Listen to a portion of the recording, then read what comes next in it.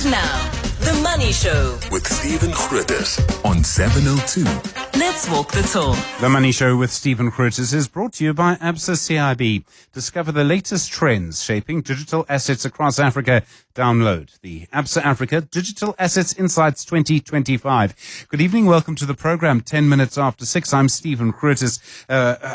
Quite a packed show, actually, partly because of what happened at Transnet today. A nice big ceremony, the handing over, if you like, well, not really the handing over. Let me dial that back, should I say. The signing of the formal agreement between Transnet and International Container Terminal Services Incorporated. A lot more money to go into Pier 2 in the port of Durban. A lot of money that's needed, 11 billion rand, in fact.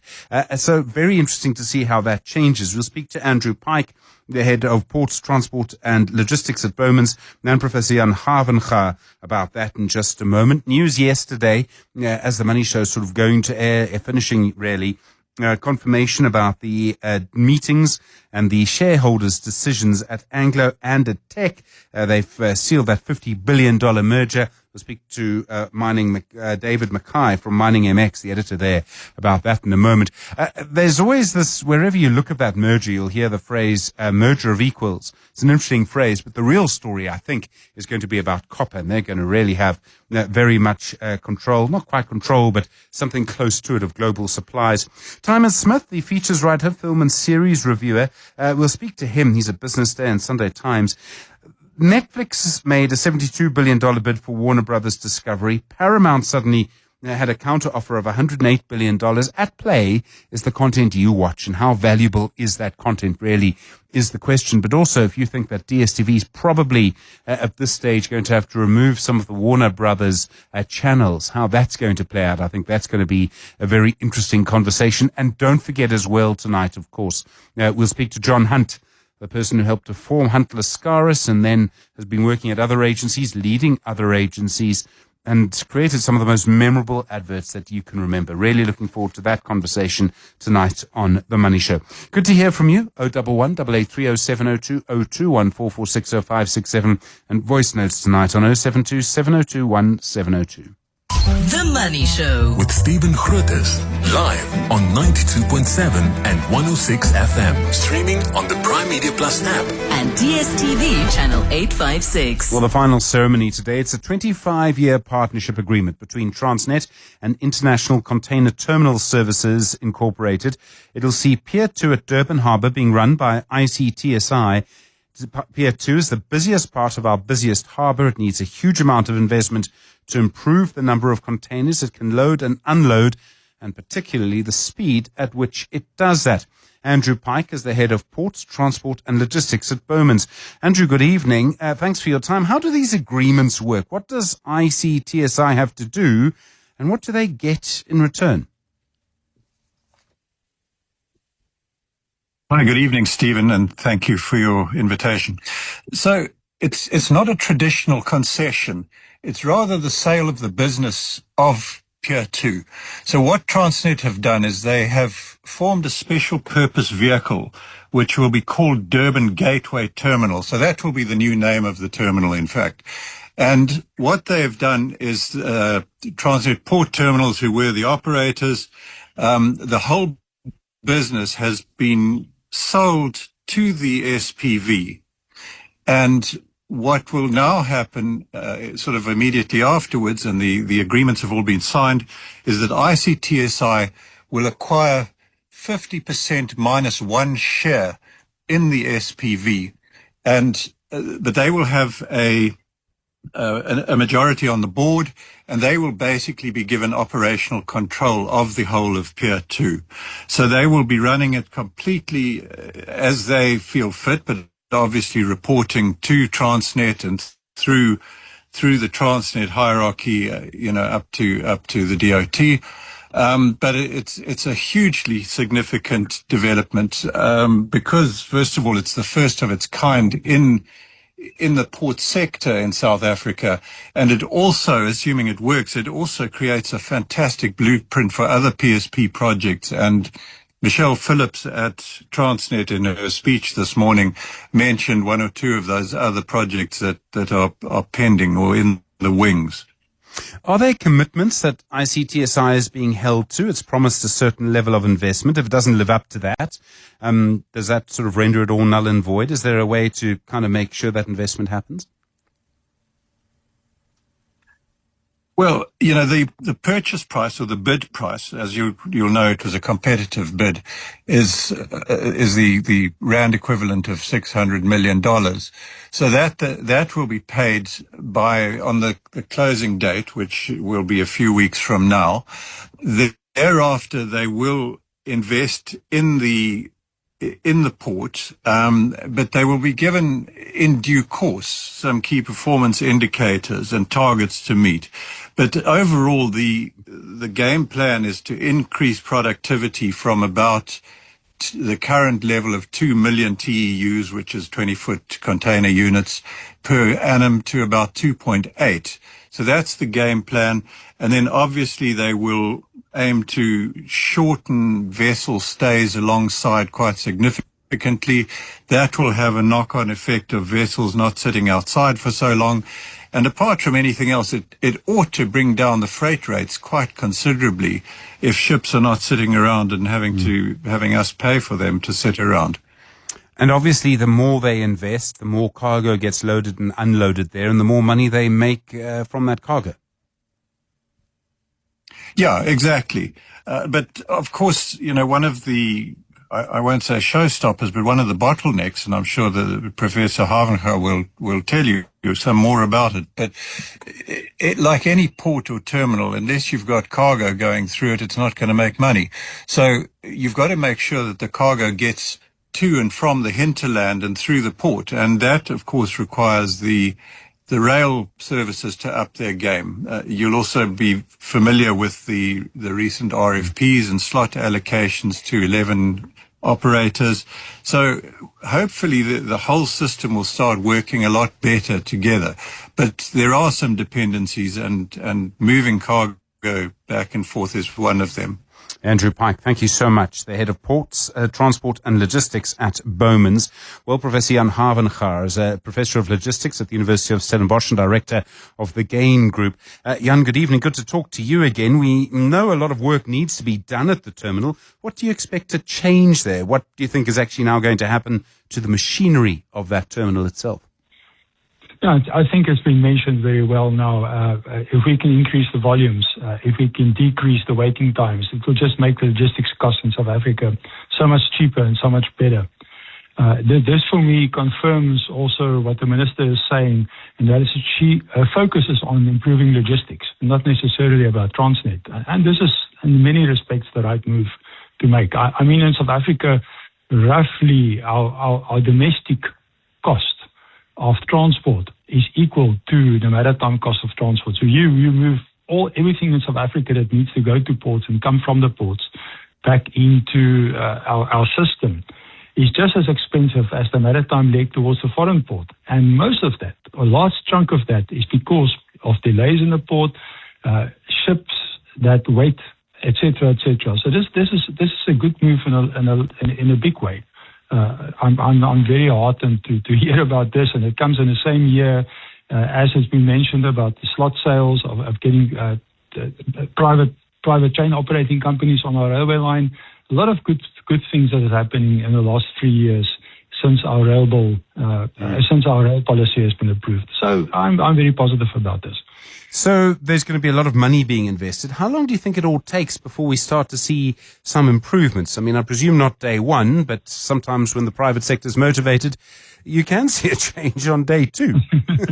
I think if you think about ports and you think about the railway, and we have to talk about the railway, we have a running start here because Michelle understands ports. The previous speaker referred to Michelle. She understands ports at some stage of her life. She was the head of ports, the port terminal operations in Transnet. She understands it, and when she took over the reins about 18 months ago or so on, she promised us she would make some improvements, and she already started with that. This port has already improved. The terminal has already improved. There's a lot of things that's already in place. So I think we have a running start, and things will get better quickly. The problem is the railway. Yes, we have private sector now participating. We've not completely figured out yet how to fix the infrastructure. The rail infrastructure is very broken, and that needs to be fixed. And that specific line from Durban to Johannesburg is a focus line. And I have not seen very, very specific plans about how we can improve that, but we're busy with it, and we'll get there.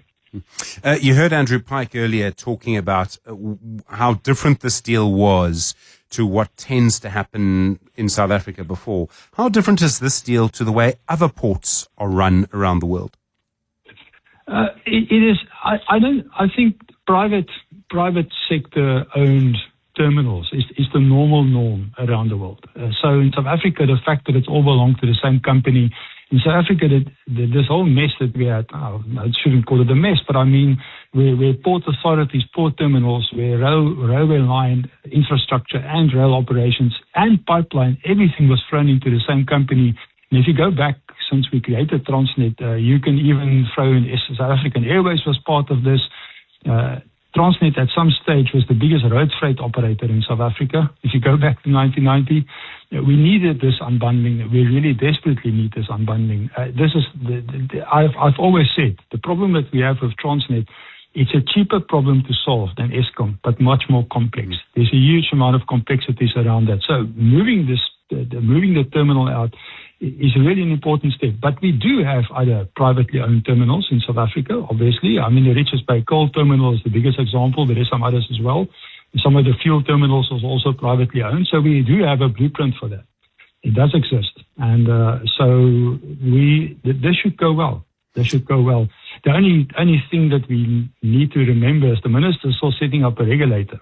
So our single transport economic regulator, the bill that was signed into law by the president last year in June, if I remember correctly, that still needs to be implemented. And the minister is moving fast to do that. I mean, she's appointed the board. She's beginning to appoint management. But the regulator will have to do some catch-up here because to some extent we now do have a private sector monopoly over one of our largest trade movements in South Africa.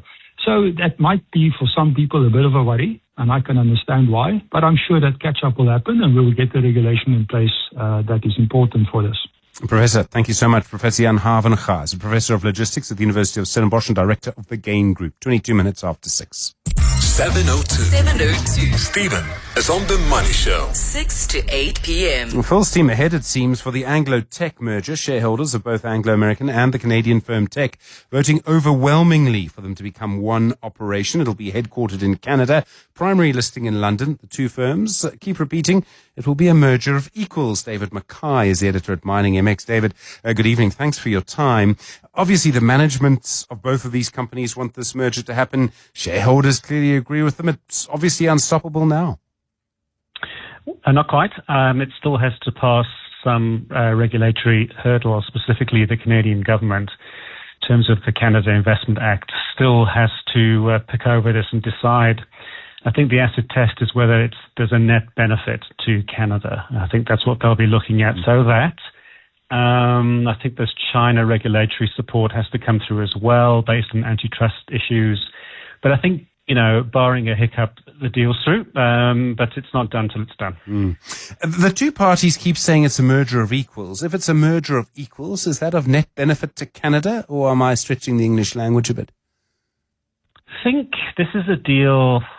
So Teck is seen in Canada a little bit like Anglo is to us, even though we still think of it in a way as a South African company. It certainly has its roots here, but not much in the way of assets, some. In Canada, Teck kind of occupies a similar place in corporate history and the landscape, as it were. So a deal kind of had to be fashioned that ticked some boxes politically. And so, I think Anglo is the company taking over Teck, certainly, but it has to be presented in a way that, meets the Canadian government. So, the deputy CEO will be from Teck. The board is a 50-50 board and headquartered in Vancouver. And I think Mark Carney, the president, that was something that he personally insisted upon. Is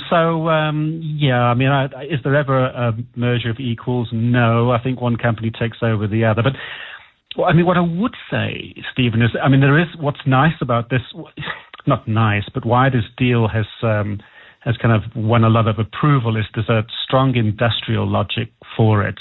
And so it really has that in its favor. It makes it a bit of a standout piece of M&A in the mining sector lately. A lot of that, I presume, is because of copper. If you look on paper, I mean, a future demand for copper, that makes a lot of sense. It is a lot of eggs in one basket, though. I know. I mean, I do worry about that in a sense. It just depends where you think the copper market's going. Miners are optimistic souls, I guess they have to be.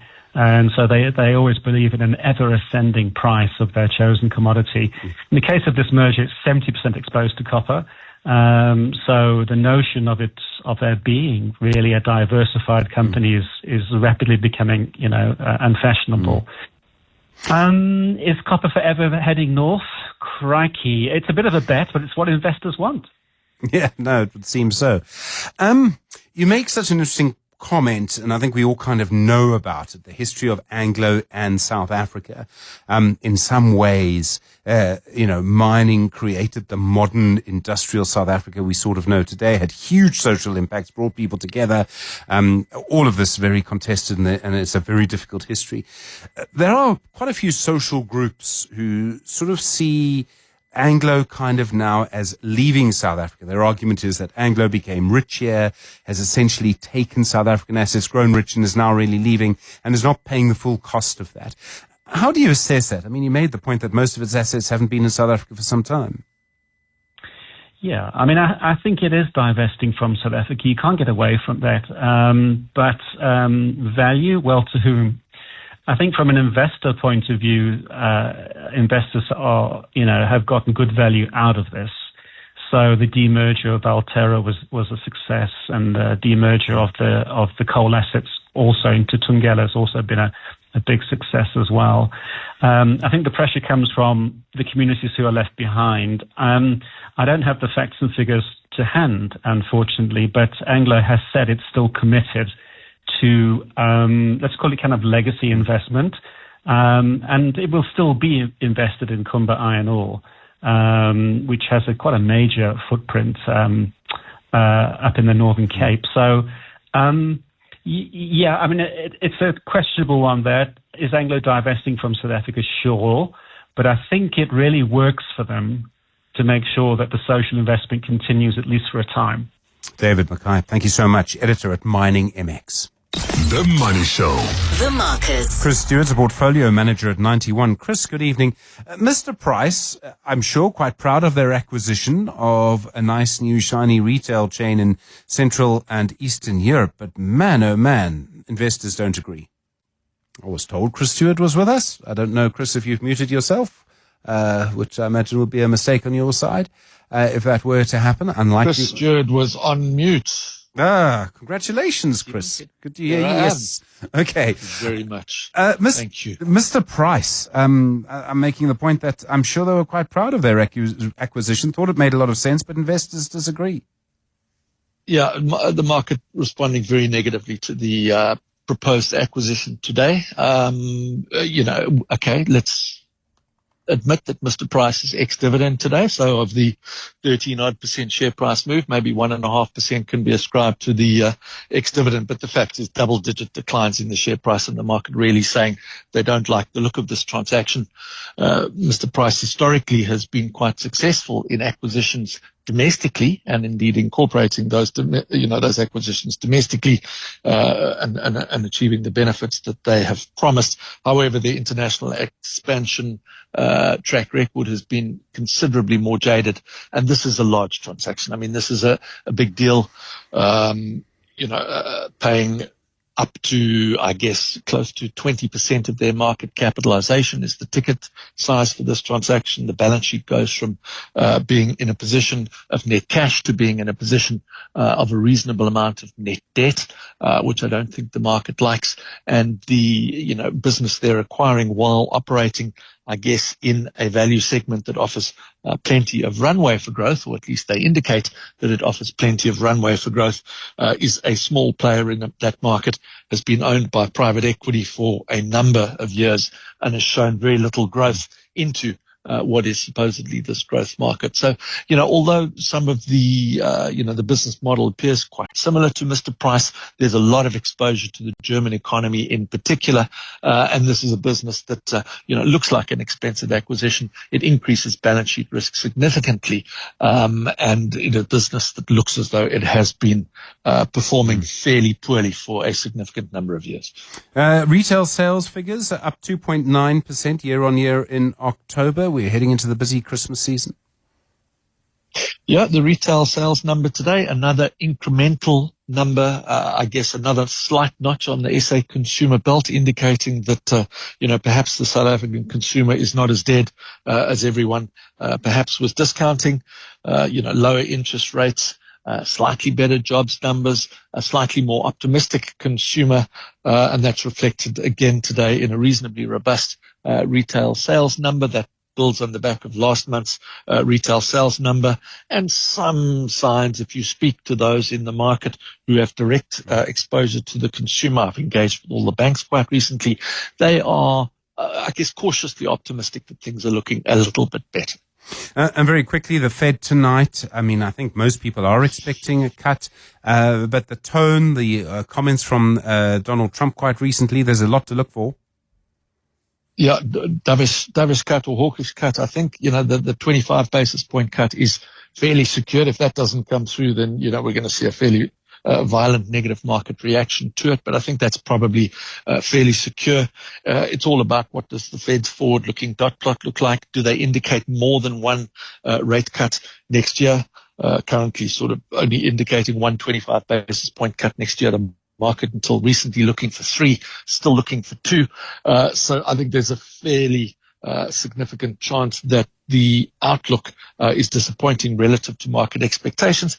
But we must remember that the current Fed governor is not likely to be in charge for that much longer, and maybe we see a more dovish appointment put in that is more leaning towards, I guess, what the President of the United States would like, and that is that more aggressive rate cuts. Chris Stewart, thank you so much. Portfolio Manager at 91, just after 6:30. 7:02. 7:02. Stephen is on X. At Stephen Grootes. Well, I don't know how much attention you've paid to the conversations about the NHI here on The Money Show. But The Money Show being, well, I suppose The Money Show, we've probably on balance had maybe just over half of the voices, probably a little bit more than half of the voices you've heard have been people who are opposed to the NHI, the National Health Insurance Scheme. And that doesn't surprise me. There are many people in our society who are opposed to it. But I was just thinking about that a little bit when I looked at the results of a new survey. It's from the Institute for Justice and Reconciliation, their barometer. They do a barometer, they do a big poll, they ask people all sorts of questions. From their poll, 61% of people in South Africa support the NHI. And just a sort of reminder, I suppose, of where the majority of our country is. 61% of people support the concept of an NHI. I should also tell you that very few people trust politicians. But I didn't tell you because you knew that already. 7:02 with Stephen Grootes. Email him on stephen@702.co.za. 13 minutes to 7. Well, in the US, that massive corporate fight is underway. Probably going to have an impact on what you watch on your phone or TV and how much you pay for it. Warner Brothers Discovery, they'd been in talks to merge with Paramount Skydance. Netflix then actually said they would buy the studio and streaming parts of Warner Brothers Discovery, the good parts. Paramount then launched a hostile takeover bid. Timon Smith is a features writer, film and series reviewer. Timon, good evening. These are literally the biggest American names in international entertainment. What are they really fighting for at the back of this, I presume? It's content and Warner Brothers. Hi, Stephen, and hi to your listeners. Yes, obviously the major prize here for both is Warner Brothers and the archive of HBO. And there'll be a few subscriber benefits from whoever wins the battle as far as HBO's Warner Brothers' streaming service HBO Max is concerned, although there is obviously a lot of overlap between people who subscribe to both Netflix and HBO Max and vice versa for Paramount. How valuable is the content? Paramount are offering a lot more money than Netflix. Is it really worth it? I mean, one offer is $72 billion, the other's $108 billion. I think Netflix obviously only wants the content. I mean, they want the studio, they want HBO, and they want HBO Max.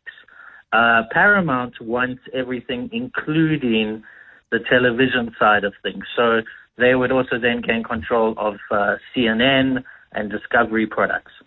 So for them, I suppose for subscribers, ultimately we don't have much control over how this all ends up.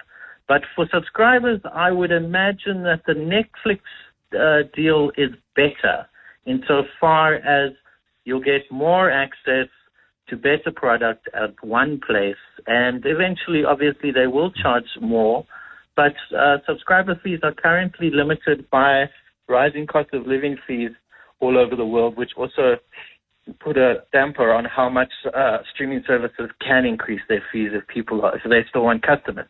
Paramount, for me, is probably the more dangerous option, and that's just based on the fact that ever since the Skydance merger, they have done all sorts of things to bend over backwards for Donald Trump. You see what they did at CBS. The idea of them, of David Ellison and Paramount Skydance being in charge of something like CNN doesn't seem to be a good idea for the future of what's left of the idea of kind of free and fair and, objective media. I can't imagine what would happen in the CNN newsroom. Talking of which, I mean, DSTV are still in negotiations with Warner Brothers to try and keep CNN on their platform. There are other channels too, but I would imagine that if you're DSTV, or Canal Plus, I should say, quite hard to get Warner Brothers' attention at the moment. It's quite hard. Obviously, the reports are saying that they're basically stuck because Canal Plus don't want to come up on their price as far as their offer is concerned. Now, with all of this that's happening, it's going to only create make less and less attention available to us as far as the parent company is concerned. But the contracts for those shows for Canal Plus run out at the end of this month. So I'm not quite sure where it's going to leave them. And obviously their customers who are already quite upset about this announcement. I'm sure. Timon Smith, thank you. Features writer, film and series reviewer. Appreciate the time. 9 minutes to 7. The Money Show, Stephen Grootes, is brought to you by Absa CIB. Discover the latest trends shaping digital assets across Africa. Download the Absa Africa Digital Assets Insights 2025. We're good to hear from you tonight. You might well have been affected by this next story because news breaking overnight, the Financial Sector Conduct Authority finally issuing fines of more than 2 billion rand on the trading platform Bankso. It's been found guilty of lying to clients, misappropriating funds, promising unrealistic returns to clients. I suppose if you remove the legal language, I mean, it looks a lot like they were just stealing money. Let me put it like this. Certainly their clients are the ones who are out of pocket. The directors, Harold Seckler and Warwick Schneider, are now liable for the fines. Another director, Manuel de Andrada, has been fined 20 million rand. Two other people, Mohammed Bucks and Henry Simpson, have been fined as well. Eunice Sabir is an independent financial trainer and coach. Eunice, good evening. Good to talk to you again. So many people have lost so much money here. There are so many, platforms, scams like this. Why are they so difficult to stop? Good afternoon, Stephen. It's going to be difficult for them to be stopped by whoever, the government or the SFCA and everybody else, because they've seen the loops. They've been studying the system. They study the financial system, the banking system, and they also study consumer behavior. And they've identified how gullible we are, particularly when it comes to things like investments. Most of the consumers or potential investors, banking clients, are looking for opportunities to grow their money. They're looking for investments that yield a better return, that give a higher interest rate. So that's where we are gullible. Now, these scammers will take opportunity of such behavior, and they will put forward a proposition that says, if you bring so much over here, as opposed to your bank that gives you peanuts, we will give you, triple the interest, not 3%, but we can go 7, 8, 10, 12, up to 15. I've seen one that offers 20% interest rate. I mean, ask yourself, how do they do that? We've had a debate before on one of my sessions when we were talking about this to say, no, the people that offer a higher interest rate are actually legit because the bankers are the ones that are scamming us. They are in a position to give a higher interest rate, but they choose not to. So when these guys come with a better interest rate, we think that's actually what we deserve. And as a result, we will fall for such illusions and propositions, if I may call it that.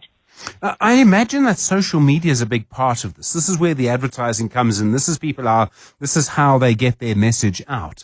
And that is also where you have an audience of people who are kind of lapping it up and not always thinking critically. Very true. Now that you mentioned social media, Stephen, how many banks that we know would put in an advert and lure you to come and invest via social media? So that's one of the red flags that we need to look at. How do ordinary, well-known, good standing banks or financial institutions would advertise and try and attract new money from new clients via social media? So we need to look at the trends. We need to look at the patterns. I know social media is growing as a platform for advertising, but look at the body of the advert. Look at the language used. Yes, scammers will try and copy and mimic whatever else that the companies do, the financial institutions do. But if we peel our eyes and get to know how the bank, your bank, advertises, how your bank speaks to you, try and be knowledgeable and spot the difference. You know those games that we usually play that says spot the difference. There usually is a little bit of something that is off, something that is odd.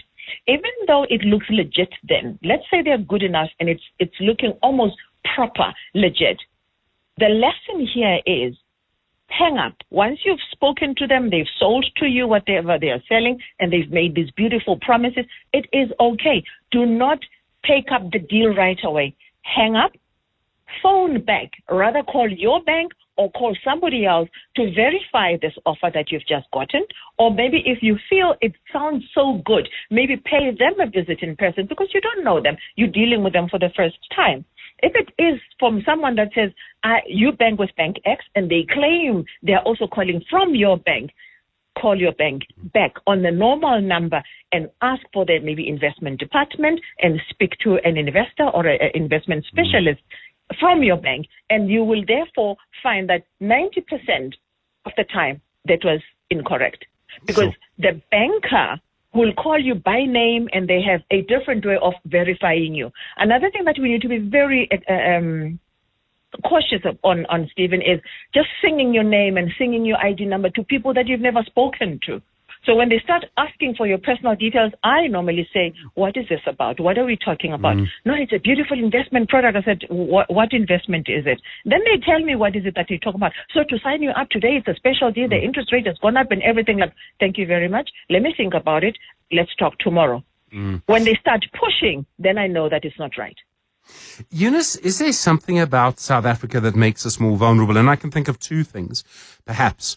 The one is that financial education until recently wasn't really something that was taught in school. It is a bit more now. And the other is that we as South Africans actually spend a lot more time online and on social media than people in many other countries. Is that a bad mix? Very true. Not a bad mix at all. You actually hit it on the nail. Financial education is lacking in South Africa. For some people that have gotten to know about it, because finances are so personal, and there's an Afrikaans where they say we are scum. We're very scum, very shy to talk about, uncomfortable to talk about our own finances.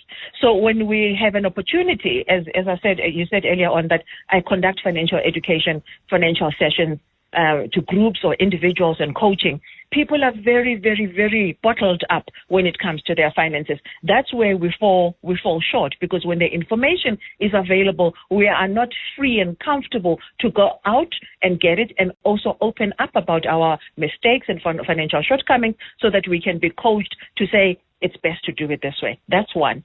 Two, on social media, yes, we spend a heck of a lot of time on social media, reading on stories and other people's experiences, and maybe that's where also the scammers find an opportunity to flood us with what seems attractive interest rates. But thirdly, Stephen, is that we have an element of being gullible, of looking for better yield, better paying investments in order, because we are not knowledgeable with the trends so that you are able to spot what looks odd out of the ordinary. Eunice, thank you so much. Eunice Sabia is an independent financial trainer and coach. You're with The Money Show in about half an hour. John Hunt, the co-founder of Hunt Lascaris and TBWA. He'll be on your radio at 7 o'clock. And now, The Money Show with Stephen Grootes on 702.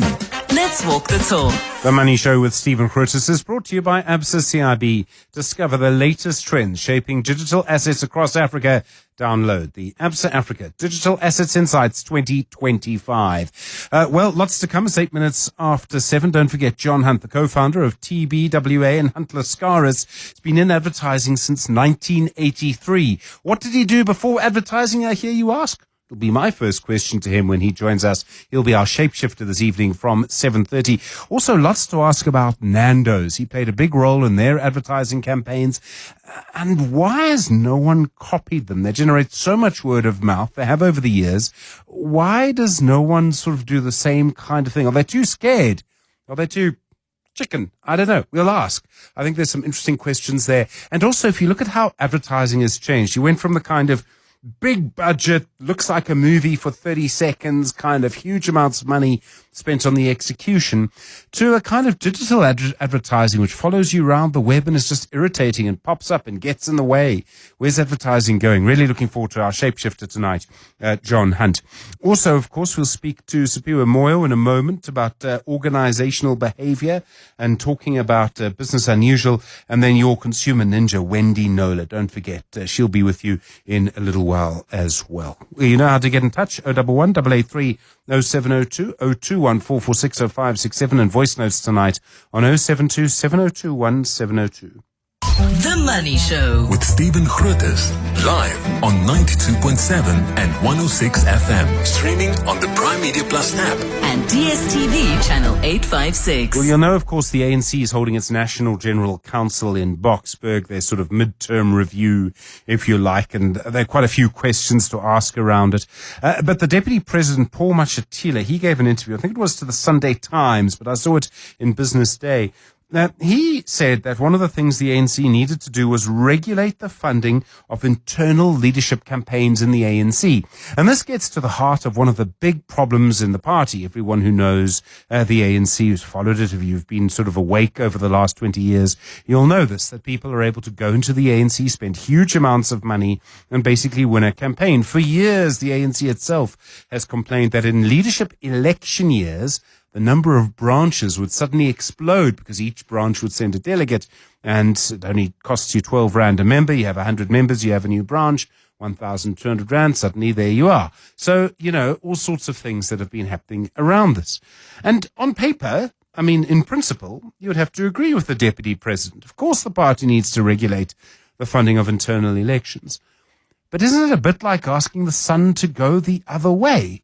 I have no idea how you would go about and do that. Would you make them put their hands in their hearts and say, we pledge to be open and honest? They're politicians, sir. I mean, come on. As the Institute for Reconciliation reminds us, most of us don't trust them. There's a reason for that. Politicians, that is. So I don't know how you fix this. I don't actually think that you can. And I think in some cases we might see a huge amount of money being spent on internal leadership battles in political parties that's out of all proportion to what those parties are spending in elections. I mean, because whoever wins would really be in power. Certainly that's what we've seen in the past. I do think the way our politics is changing, that's no longer the case. So I was interested in what Mashatile said, but internal spending on internal election leadership campaigns in political parties is a bit like a black box to me. I have no idea what's inside there. And it may at some point be the case in the DA too. I have no idea how much an internal election campaign costs, but it must cost something. I do wonder if you've got any suggestions on 072 702 1702. It's 12 after 7. The Money Show. Business Unusual. Sipiwe Moyo is the organizational behavior specialist, and he joins us now with Business Unusual. Sipiwe, hi, good evening. The human habits we've abandoned, you sort of suggesting we bring them back in 2026. What kind of human habits are you thinking about? Yeah, good evening, Stephen. And I thought as we are nudging ourselves towards the end of the year, I think we need to talk about some of the things I think we have abandoned. So if you just think about how our lives are at the moment, we've really upgraded our lives, careers, tech. We have a lot of comfort. But I think along the way, some of the things that we've dropped that are hugely important for our well-being, and I want to invite us to think about them as we head to the breaks. It's just simple habits that really, really grounded us, and we took them for granted. There was a time I walked everywhere. There was a time I had unstructured time outside. I think taking slow, aimless walk, just walking for its own sake and not rushing too much. And I don't know about you, Stephen, if you've ever tried to have an unguarded conversations without an agenda with a stranger these days. And I think people are so guarded because of obviously the world that we're in. But we know that those are the type of things we need when we want to detach from work, because they're almost like our natural regulators. I think they calm the nervous system. They give us micro moments of recovery. So I invite us to be human this December and have conversations, laugh with a stranger, put that phone away on that queue. I wanted to say the bank, but we don't even go at the bank branch anymore. Maybe when you're going over that till and have a conversation. I mean, I was going to say, I could sum up all of your suggestions by saying just throw your phone away. So much of the kind of, there's a famous poem, the world is too much with us, but that was before phones. Something really does seem to have changed in human beings in the last 20 years about how connected we are compared to how connected we used to be. Oh, absolutely. And the phone has exacerbated that. But I think slightly before that, I think the pace and pressure, the culture of being always on. I think somehow we've gotten to a point where we've glorified the hustle culture, email, WhatsApp. We have the fear of missing out.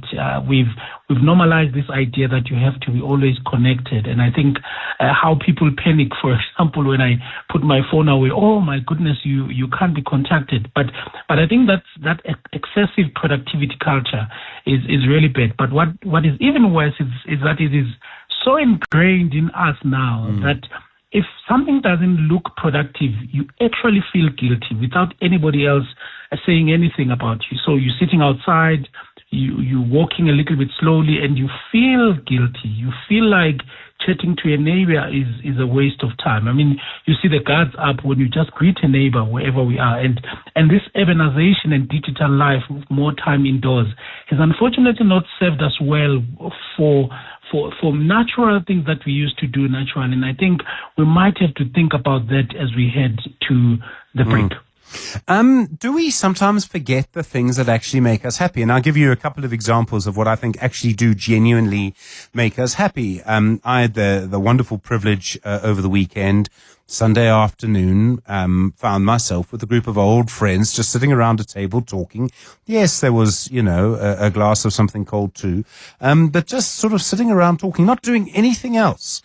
But that kind of connection, no one was looking at their phones. And sometimes I've been with people where, someone will say, I think this, and someone will say, no, that fact is wrong. And I'll say, don't get your phones out. Let's rather have the argument, because that's a lot more fun than knowing who's actually right. I'm not interested in being right. I want to have the conversation.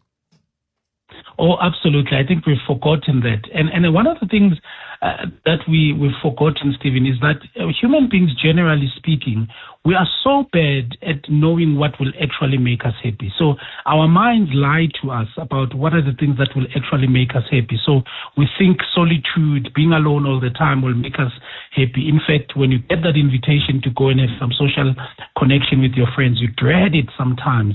But we are so bad at this that research has proven time and time again that anticipating emotion is not something that we do well.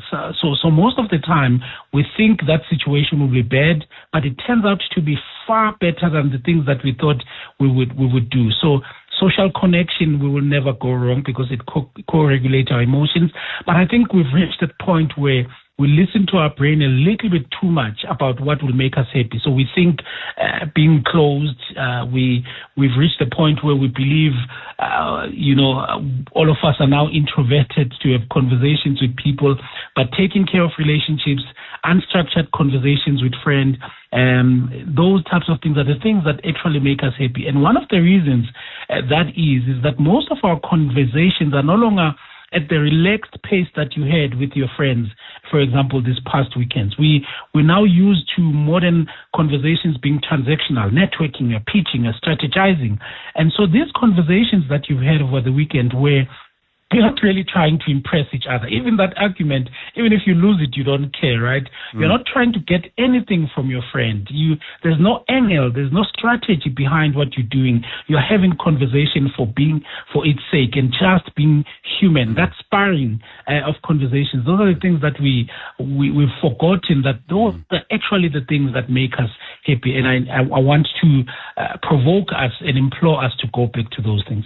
Has something changed in how we see strangers? By strangers, I mean people we don't know yet. And I mean, there's a wonderful phrase, I think, that British people say this of American people, and they mean it in a slightly disparaging, in a slightly negative way. They say Americans see strangers as friends they haven't met yet.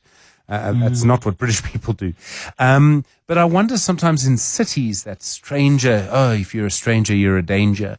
And there is that lack of talking. Whereas in other areas, if I go on holiday to a rural area and you see someone, you're much more likely to have a conversation with them than you are in a city. And I think it's actually getting harder to kind of remove my city vibe from when I'm in a rural area. Oh, Stephen, I think you've hit a nerve because I think, many of us, that's why many of the people who have home in rural areas are so happy to go back home because there's something that they connect with that many of us in the cities are just not getting. And the idea that conversations with strangers can actually be both safe and beneficial. But I think we've become so cautious. The world has moved into a point where somebody that you don't know might potentially be a criminal.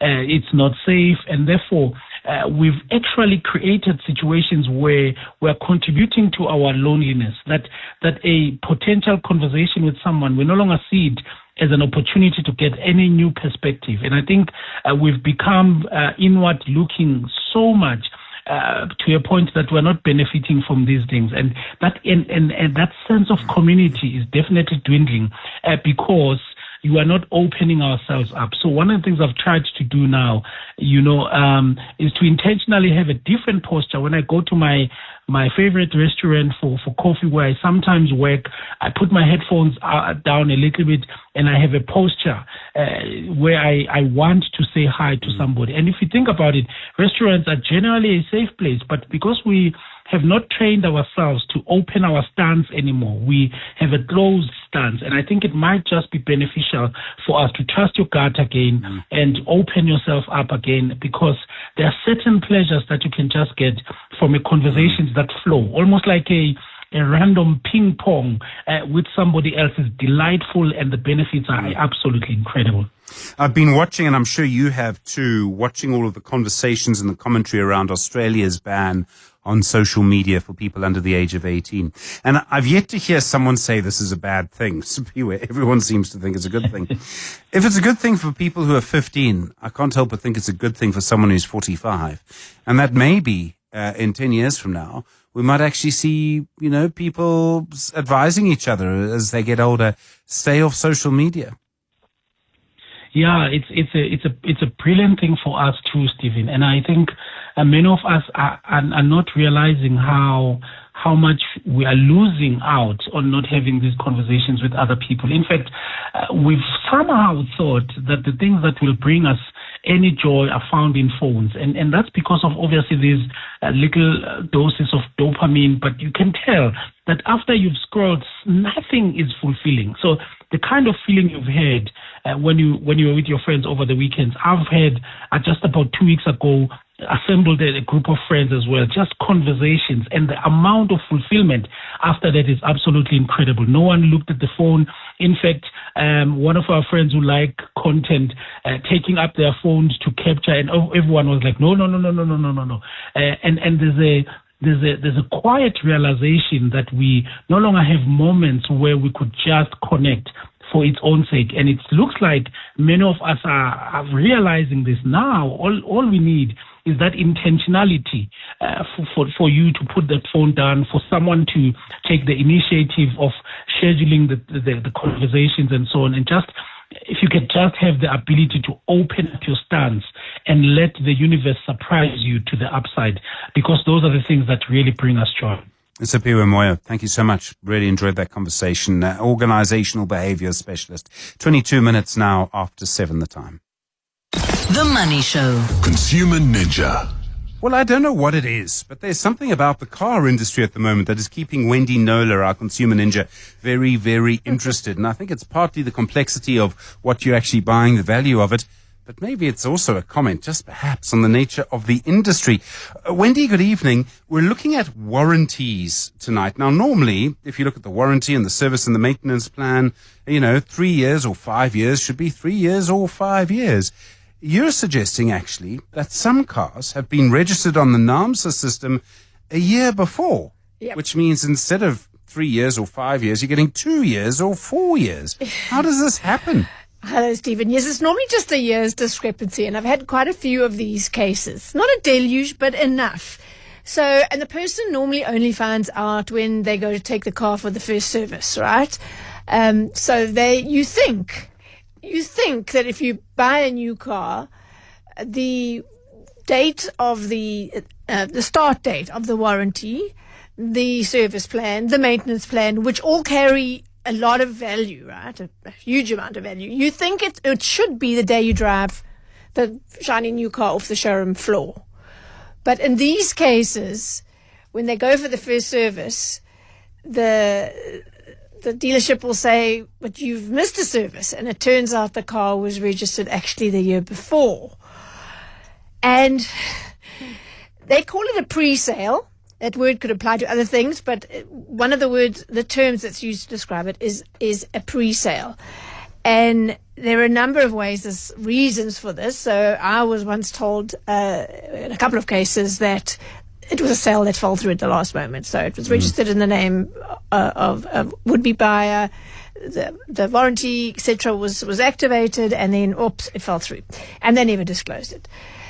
Or it could be the dealership registering with registering a sale. OEM reports to NAMSA to meet the targets, and then the car is sold a little while later. So, it can be prejudicial, as you can imagine. Yeah, I mean, it can also cost you a huge amount of money. How does this sort of thing then happen? I mean, I'm guessing you've been looking at one of these cases and this has affected someone quite strongly. It has. So in November last year, Deborah traded in her car at a Mazda dealership in Gauteng, and she bought a Cherry Tiggo 4 Pro as new with just 350 kilometers on it. So the dealership had bought the car and sold to them as new from a Cherry dealership, right? When she took it for its first service last month, so a year after she bought it, she was told that a service had been missed, and the vehicle reflects on Cherry's system. So she took her car to a Cherry dealership, right? And it reflects on Cherry's system as a 23 model, not a 2024 model. But its eNatus registration certificate has it as a 2024 model. So she tried to sell it to I don't know, We Buy Cars, for example, they would take it as a 2024 model, or would be fine. But she's missed a year of service, maintenance, and warranty. And she wanted to know, she wanted redress, she either wanted a new car, or she wanted some kind of discount given to her as a refund. What do you think would have been fair here? I mean, this is quite a strange thing, and she should have been told beforehand what the real story was. I mean, that for me would be the number. Of course. I mean, the Consumer Protection Act is all about disclosure and letting the consumer make a informed decision. So the dealer, and I had no reason to not believe him, he said when he bought the car, that Cherry dealership didn't disclose any pre-sale. He bought it as a new car, and he thought all was well. He seemed pretty reasonable. I engaged with him. I said, look, the point is that this buyer should not be prejudiced at all. She needs an extra year's warranty, service plan, and maintenance plan. The good news was that she was happy with the car. She'd been driving it for a year, no problem. Mechanically sound, all good.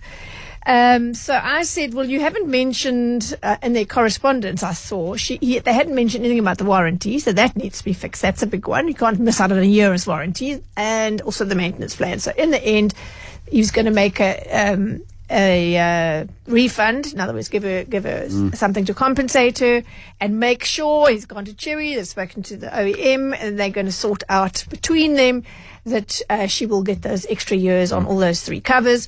So all good. But again, I just thought it was I don't think we've ever spoken about it, about this particular thing, Stephen. It's not something you'd think to check on a new car.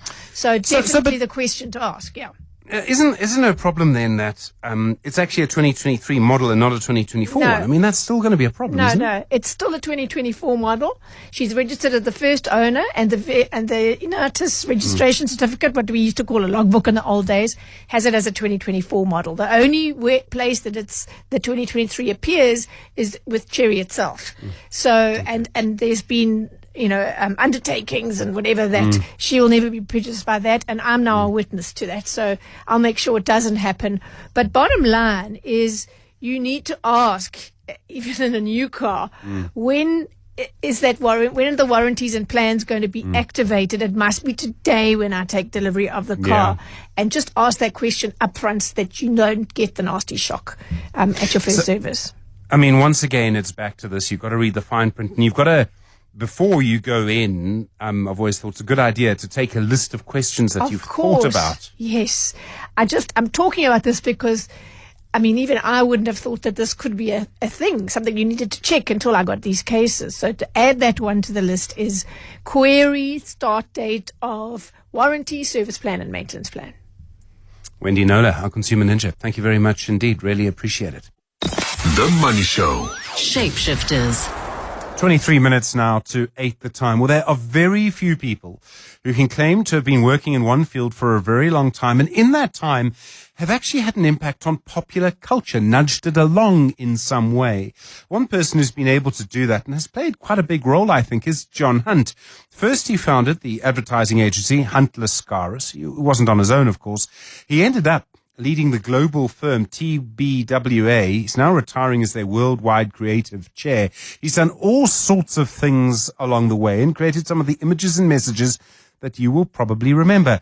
John Hunt, good evening to you, and it's wonderful to meet you, and thank you for taking the time to speak to us. Hi, Stephen. Thanks for asking me.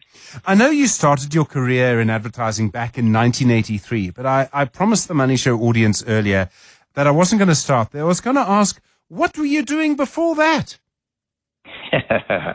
Well, that was kind of embarrassing because I was a insurance claims clerk who did some freelance writing, and someone picked up articles and said, you should, and I thought, the hell is advertising? And so no deep strategy, but before 83, I'd worked at one or two agencies, and I'd traveled quite a lot, but I was essentially a new boy to advertising in 83. I mean, in that era, and it's hard to almost describe, I sort of see it kind of the media is sort of black and white. It just wasn't as rich as it is now. We'd only had TV for about 7 years.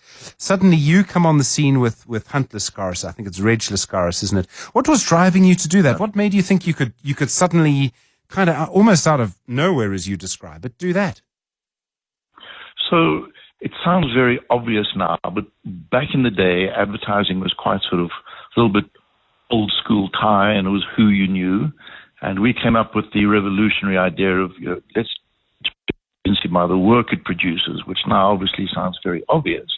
But in those days, it was quite revolutionary. So we would say to the clients, we pitch for nothing, but our work will end up being better and therefore serving your purposes more, whether it's getting your brand image or sales. So from day one, we were about the work, which was a kind of obvious thing to say now, but back then was quite a revelation. Were you putting in more hours than your competitors? You must have done. I mean, the idea is one thing, but a lot of sweat too. Yeah, huge amounts of sweat, and that's the advantage of being so naive. You don't know the rules yet. So of course, sometimes you run into a brick wall at 100 miles an hour, but then other times you create a new place and a new space. And we were very lucky to early on get some clients who were sort of a kindred spirit, and they really helped us as much as we helped them. This was the mid-1980s, and South Africa was such a different place. It wasn't nearly as free as it is now.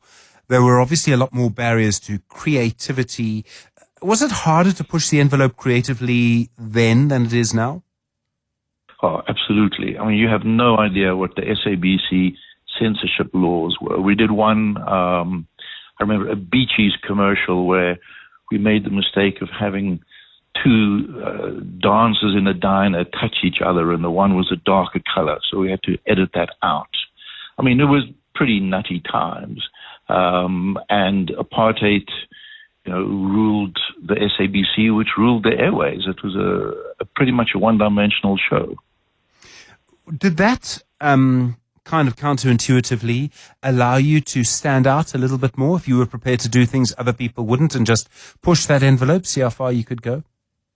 Yeah, we very quickly became the sort of the cheeky agency and the one that broke the rules, and I was forever being hauled up in front of the ASA, I think it was called in those days, and particularly with the early Nando's work. Everyone was a bit shock horror loved it, but at the same time, there was many a grumble about taking the mickey out of everything, basically. It was just not done. I have a strange question about how consumers understand advertising. So consumers now, compared to then, I think consumers now have a greater understanding of what advertising is. They decode messages. They see messages in a way that they understand, and they know that it's a call to action. But consumers then were not quite in the same place. I sort of mentioned that TV was only sort of 7 years old in South Africa at the time. Was it actually harder to get through to consumers then?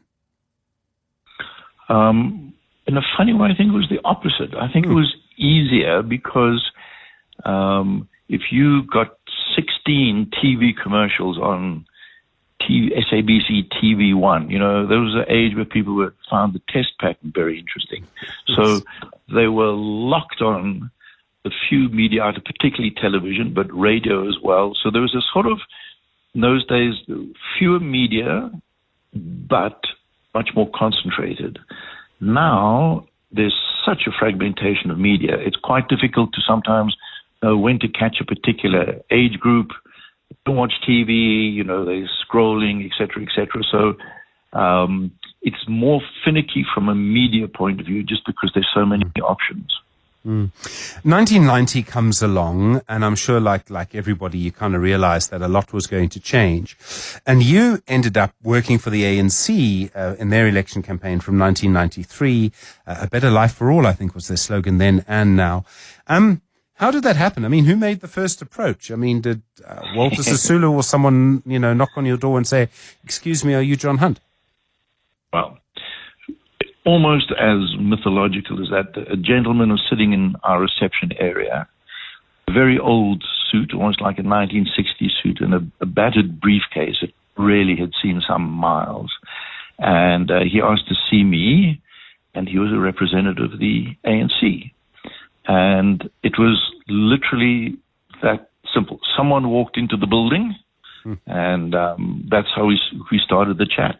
It was, and I suppose in those days, maybe they knew us a little bit by reputation, but then it was, very, very secretive, lots of third force sort of discussions. We had to build a fence around our agency. We had a couple of bomb threats. So it was a very different time, but the advantage was that we were in the eye of the storm, so we could see everything, while history was kind of unfolding. So it was a privilege to be part of that. I mean, your life changed after that because things went kind of international, and you went to TBWA, and you ended up sort of running that, the creative director. Obviously very different. I mean, your life must have changed from kind of South Africa, being by that stage a leader in this industry, and suddenly going global. Yep. So New York is very different to Johannesburg. Spent a couple of years there, but most of my time traveling. So that was a very different world. But I think it spoke to the South African advertising industry of that time because, that they wanted me to run TBWA globally was, a huge honor. Very different world in terms of scale, but funnily enough, the basics stay the same. How do you come up with an original idea? How do you make it relevant? How do you make it unexpectedly relevant? Because if it's just relevant, it's probably boring. If it's just unexpected, it might be meaningless. So the basic tenets of marketing and advertising really stay the same, whether you're in Hong Kong, New York, Milan. Same story, really. The fact that we're such a diverse society, does that help in a way for someone who's going to basically have to work for a global audience as you were? Hugely. South Africans to this day travel very well because we don't wear our nationality on our sleeves. So we don't appear as we're French or we're English or we're American. And we get on with everyone, we work hard, and we have this innate ability, which sounds strange from a country that birthed apartheid. We have this innate ability to work well with people without sort of, sticking the chest out and beating up and saying, you will. We seem to integrate well, and that was the best training I could possibly have ever had. You spoke about ideas. Is there a way that you come up with an idea? I mean, I don't know if you have a waterproof notepad in your shower or something, but is there a process you follow, particularly when you were putting in all of those hours of perspiration, before a free pitch? Is there a process to your idea? Less a process, but there are certain things that make an idea jump or not. I'm not a big one on fear. Fear is good for a deadline because you have to meet it. But I've learned, and again, same around the world. Get a diverse group of people together. Think openly, honestly about it. Don't be intimidated by the problem, and please leave your ego at the door, so that everyone, we're all equal before the idea. And often, the junior in the room, or God forbid, even the client, comes up with an idea. So the ability to be open and sometimes let the idea breathe a bit, because it starts with sounding a bit silly. But if it's a truly original idea, you won't have a reference point. So most clients, most agencies get into the habit of just making kind of incremental changes. The really great ones come up with something really original, higher risk, but potentially much higher reward. On that point, the Nando's approach to advertising, and you were a big part in starting that, and the way that Nando's gets people talking, even now. I mean, they've done some ads. I remember during the Zuma era, they had, I think it was only on YouTube. I don't think I saw it on TV, but it was police officers getting ready for a cavalcade of some leaders' vehicles to come through an intersection. I mean, it was obvious what they were saying, but it was kind of, I remember watching it going, oh, but everybody I knew had seen it, and yet it wasn't, as far as I know, on TV. Why does no one else do that?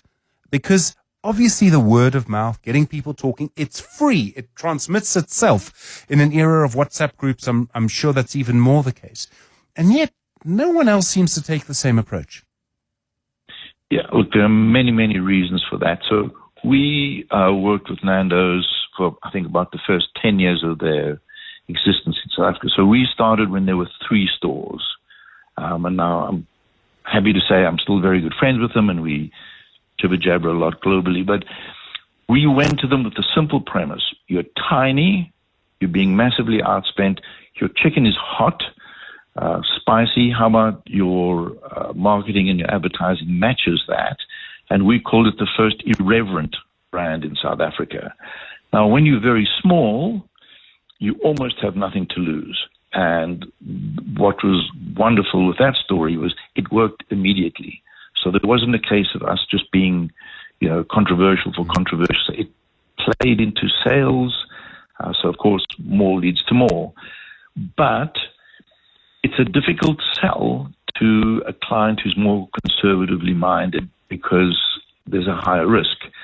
The great thing with Nando's, because it started out like that, it starts giving it a lot of, it's on a long leash. So maybe probably our most controversial one was we walked a lady who had she was blind, she had a guide dog, and the dog walks her into the pole so that he can eat the Nando's she just bought. I mean, that was, incredibly controversial, and we thought it was funny. I'm not sure today if that would be seen as hilarious or not, but it worked, but there's pushback. So, it's just Nando's is probably, we got away with a lot of stuff because that's just Nando's. So, more courage, high risk strategy. Most clients take the not easy, but the more incremental route. I presume you don't have to name examples if you don't want to, but there might be an advert or two that you maybe regret or didn't land as you would like. I mean, I imagine pretty early on your radar for what won't work got pretty good pretty quickly. It got, I think so. Having said that, far from perfect. We had a couple of clangers. And, that's how you learn. You think you're very smart when things go your way, but the true learning is when you really cock up. And we certainly had our fair share of those. So certainly we never sat with some kind of crystal ball that told us what to do every time. But because we took higher risks, we probably had a relatively higher proportion of failures. But that was our DNA, and it kind of gives you a lot of adrenaline. Indeed. And sleepless nights. John Hunt is our shapeshifter tonight on The Money Show. He's the co-founder of Hunt Lascaris and at TBWA. He's retiring. We have a few more minutes with him. It's 8 minutes to 8. The Money Show, Stephen Grootes, is brought to you by Absa CIB. Discover the latest trends shaping digital assets across Africa. Download the Absa Africa Digital Assets Insights 2025. The Money Show. Shapeshifters. 6 minutes to 8. John Hunt is our extra special shapeshifter tonight, the co-founder of Hunt Lascaris and TBWA. John, I do want to talk a little bit about how advertising is changing. You talked about how it's fracturing. So in the 80s and 90s, you were really print, radio, and television. So much of it is online now. The way people spend money on advertising has changed dramatically. Does that mean the advertising we see now is just not as good? Have we gone, and this will be slightly unfair, but have we gone from a sort of big budget 30 seconds television commercial to a really irritating pop-up on my news website? To a certain degree, yes. I have to be honest there. There's almost just a noise level where you're in the presence of messages. I'm not sure always if they're particularly cleverly constructed, but that is the nature of the world today. And while you keep scrolling, they're going to keep, making sure that there's another and another and another. The problem is your bandwidth is now so full that to get through is not such an easy task. And we all battle with that in terms of how do we get to how do you make it stick?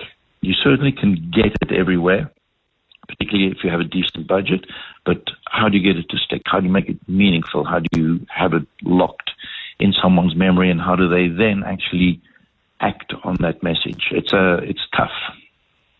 How are the best people doing it? I mean, do you have to still build it around a big campaign in sort of formal media and sort of translate that? Can you actually run a big campaign like that on social media? I remember an energy drink that did that very successfully. Yeah. Oh, there are many, many ways of doing it. There's no one format anymore. And,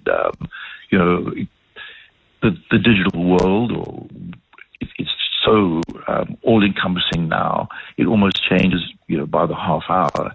So you can probably, the brands that stand for something, and they have a kind of ballast, so that you believe in the fundamentals of the brand, and then it scatters across all different parts of the world digitally, probably have a better chance. But as I say that, there'll be someone somewhere who will just come up with a super clever idea to a very specific market with the right influencer, with the new brand, and it takes fire again. So that's our problem. There's not a vacuum-packed one-size-fits-all anymore. John, normally in these interviews, I ask someone what they do for fun, and particularly what they read. But you don't just read, you write as well, novels and plays. Is that something that still interests you? I mean, you're obviously very good at it. Sure.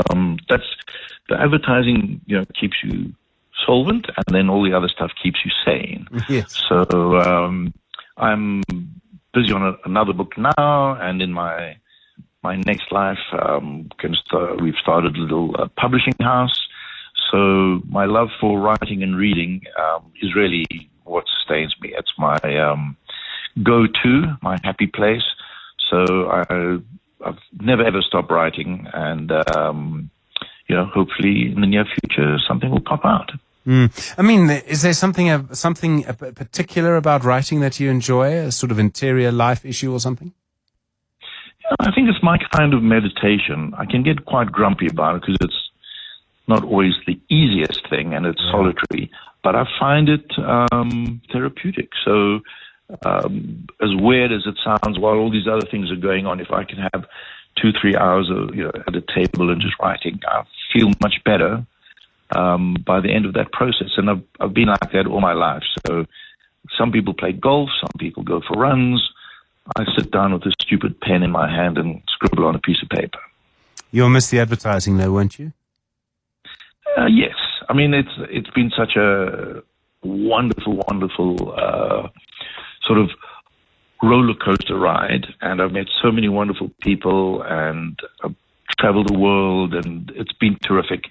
But I'm also very happy now I'll stay on as chairman, but I'm now very happy to go to, John 2.0 or maybe 7.0, I don't know.